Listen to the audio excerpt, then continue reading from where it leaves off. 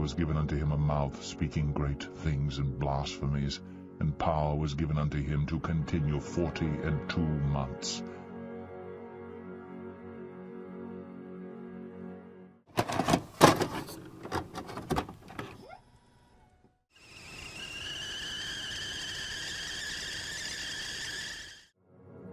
And there was given unto him a mouth speaking great things and blasphemies, and power was given unto him to continue 42 months.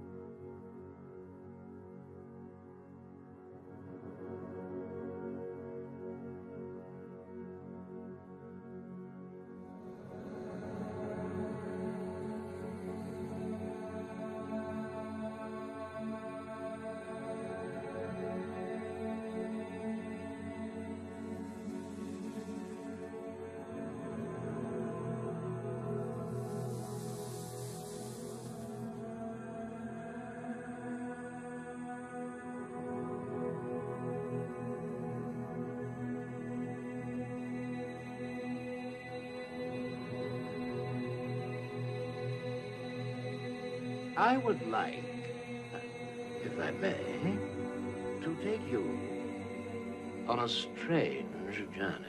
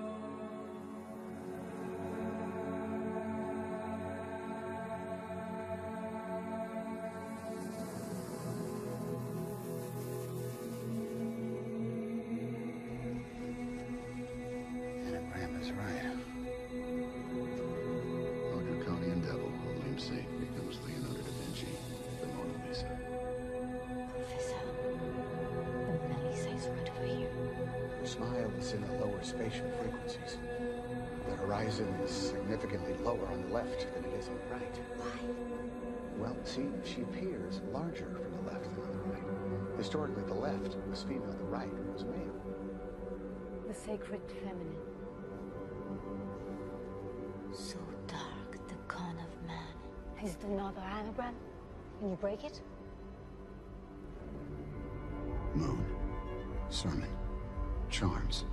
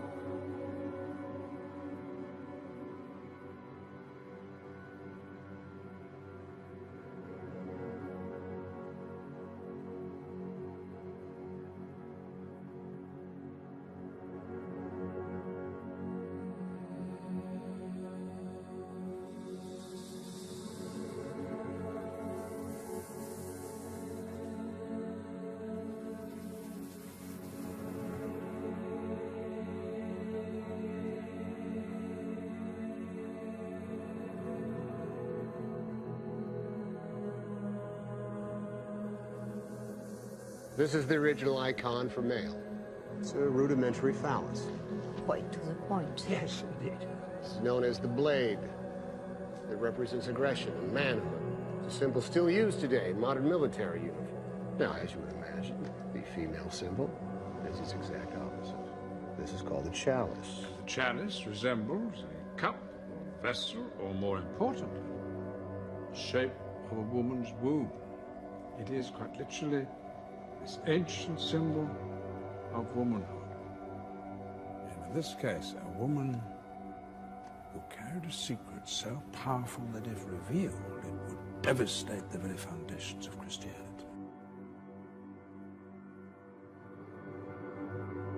You're saying the Holy Grail is a person?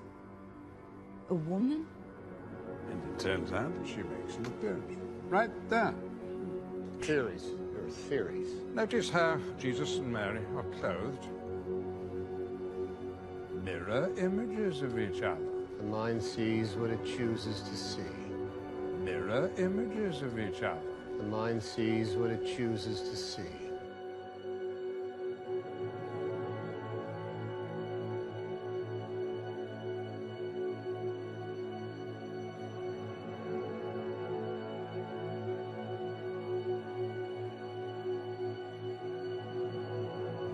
Mirror images of each other.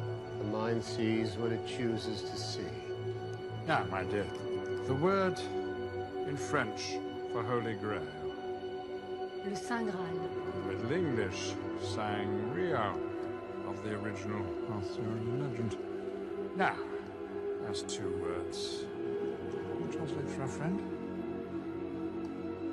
Saint Real, it means royal blood. Witness the greatest cover-up in human history.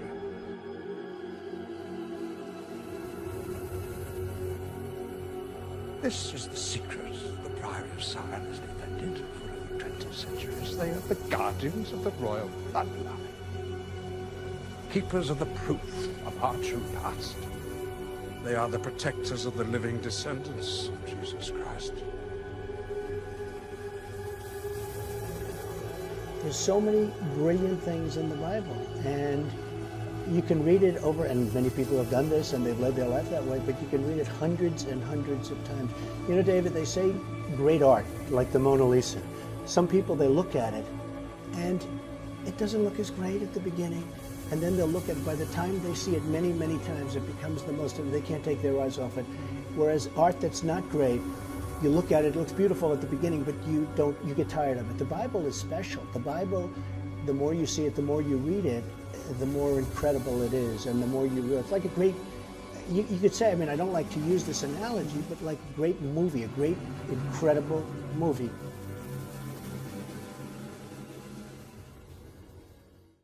Ma, where are you? Oh, here I am. Home? Home, I'm leaving.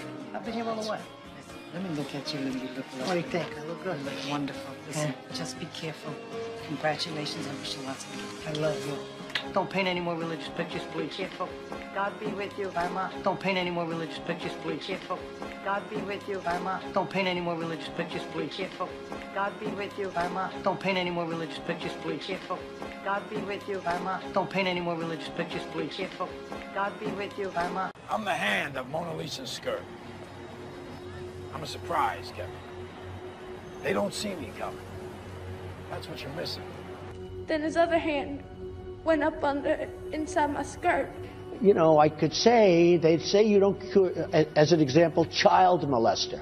You don't cure these people. You don't cure a child molester. There's no cure for it. Pathological, there's no cure for that. Somebody I want you to meet. Kevin and Marianne Lomax. This is Senator Alphonse D'Amato. Ambassador Charles Begotten. In case you didn't know, these are the Republicans of New York. You know, Barjoon always overstates things. Donald Trump was supposed to be here tonight, but he had a business emergency. Probably Mark Zuckerman. In case you didn't know, these are the Republicans of New York. You know, Barjoon always overstates things. Donald Trump was supposed to be here tonight, but he had a business emergency. Probably Mark Zuckerman. Mr. Murdo? You're on. Mr. Murdo? For God's sake, man.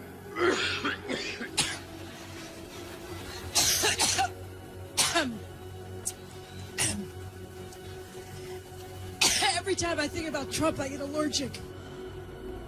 Why do we have to keep going? Because it needs to be clear, Mr. Cullen. Because I need to know and understand exactly what happened. You're standing there. You look down. There's the gun.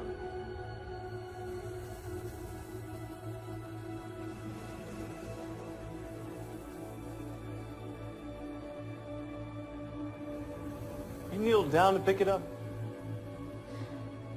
You work late, you come home, you walk in, everybody's dead. It's not something you planned for. Stop. Back up. Two prints by the gun. Right hand, right knee. Right knee. We have been over this. I'm trying to picture it. I'm trying to picture it. Your hand came from inside and underneath. I'm the hand of Mona Lisa's skirt. I'm a surprise, Kevin. They don't see me coming. That's what you're missing. And I'm talking to my friend who I'm sitting to and across from on my left side. I'm very clear on this. This is the vivid part for me. So the person on my right, who unbeknownst to me at that time was Donald Trump, put their hand up my skirt. Your hand came from inside and underneath. I'm the hand of Mona Lisa's skirt. You ever ask God for forgiveness? That's a tough question. I don't think in terms of, I'm a religious person. Shockingly, because people are so shocked when they find this out. I'm Protestant, I'm Presbyterian, and I go to church and I love God and I love my church. And Norman Vincent Peale, the great Norman Vincent Peale was my pastor. The power of positive thinking. Everybody's heard of Norman Vincent Peale. He was so great. He would give a sermon you never wanted to leave. Sometimes we have sermons, and every once in a while we think about leaving a little early, right, even though we're Christian. Dr. Norman Vincent Peale, Frank, would give a sermon. I'm telling you, I still remember his sermons. It was unbelievable. And what he would do is he'd bring real-life situations, modern-day situations, into the sermon. and you could listen to him all day long. When you left the church, you were disappointed that it was over. He was the greatest guy, and then, you know, he passed away, but he was a great, he wrote The Power of Positive Thinking, which is a great book. But have you ever asked God for forgiveness?